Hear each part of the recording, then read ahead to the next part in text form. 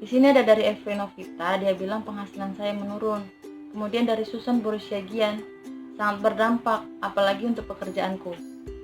Nah, yang paling berdampak sih saat ini penghasilan ya, apalagi di masa-masa yang sekarang, yang sebelumnya mungkin kita punya pekerjaan tambahan, tapi nggak bisa dikerjakan karena si pandemik ini. Begitupun kita harus tetap bersyukur kalau kita masih punya penghasilan dan bisa bertahan hidup sampai sekarang. Jessica SBGR, ya dampaknya paling ya ujian katanya, semua diundur, ada hikmahnya, jadi banyak waktu untuk belajar.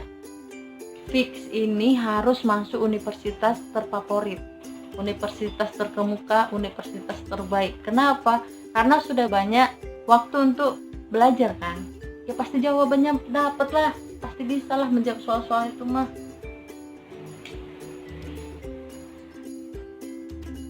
Semangat ya. Kemudian ada dari Winnie Junta, dampaknya aku pengen makan terus tapi nggak gemuk. Wen, ini kesempatanmu untuk makan banyak. Walaupun kau nggak gendut-gendut, makan aja semua apa yang mau kau makan, nggak apa-apa, semuanya. Tapi kalau kau mau gemuk, kau cek dulu hati kau kasih makan atau enggak. Kalau kau kasih makan, itu pasti gemuk, aku yakin. Coba deh kalau kau nggak percaya. Kemudian ada dari Andika Junta, jam tidurku berantakan. Ada tips dari aku. Kau sebelum tidur, kau beresin dulu biar nggak berantakan. Kalau udah beres, sudah rapi, baru kau tidur. Pasti nggak berantakan. Kemudian dari Juli Purba, sangat berdampak buat aku, semakin jauh dengannya. Ini sih pejuang temu untuk melepas rindu diuji saat ini.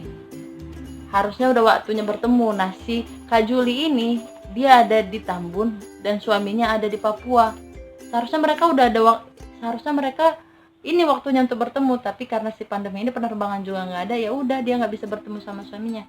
Tapi Kak Jul, gimana pun itu, kalian akan dipertemukan kembali di waktu yang tepat. Tetap sehat di sini dan sehat yang di sana gitu. Ada dari Joel Pasaribu, nggak bisa kemana-mana, itu aja. Kasian kali kan. Mungkin dia diam di tempat, nggak bergerak-gerak, nggak kemana-mana dia. Mungkin pun kurasa itu udah bergerak. Astaga. Aris Sialagan, dia bilang dampaknya seperti selama ini kamu jauh dari sini. Semoga akhir tahun ini virus sudah nggak ada. Itu kan libur panjang. Aku pulang kampung, kau harus nemenin aku keliling Samosir. Jadi dia ini nih sahabatku yang lama waktu zaman kuliah. Setelah melanglang buana kemana-mana, akhirnya dia pulang ke Samosir untuk memajukan Pulau Samosir yang dikatakan negeri indah kepingan surga. Dia pulang ke sana untuk memajukan wisata Samosir. Keren gak sih? Parah kan? Keren loh. Ada dari Gwins Junta, dia bilang dampaknya nggak pulang-pulang ke Bekasi, padahal udah kangen emak. Nah ini nih, apalagi udah mau lebaran, anak rantau, anak yang tinggal di luar pulau, mungkin udah bikin planning jauh-jauh hari, di saat lebaran ini akan pulang bertemu dengan keluarganya. Tapi karena pandemi ini nggak bisa, ya sabar dulu. Mungkin nanti setelah si pandemi ini selesai, baru kita bisa bertemu kembali dengan keluarga kita gitu. Ada dari underscore kepikiran, nggak bisa main sama kamu. Iya nih, lama kali pun nggak kelar-kelar loh. Ini ya temanku ini, dia kepikiran aja gitu bikin namanya kepikiran sampai sejauh itu. Aku aja nggak kepikiran bikin namaku kepikiran, tapi dia kepikiran. Nah gimana? Ada dari King Loho, dalam mengajar, seorang guru harus lebih kreatif dan produktif untuk menyalurkan ilmu kepada siswa-siswinya. Baca pernyataannya pun aku pusing. Langsung aku mikir ribet, langsung sakit nih otak-otak kepalaku. Aku tuh lihat channel YouTube-nya dia tuh bikin pembelajaran untuk siswa-siswi yang belajar dari rumah.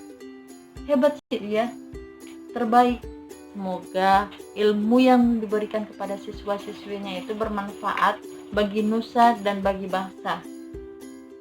Kalau ingat kayak gini aku jadi ingat zaman aku masih jadi guru.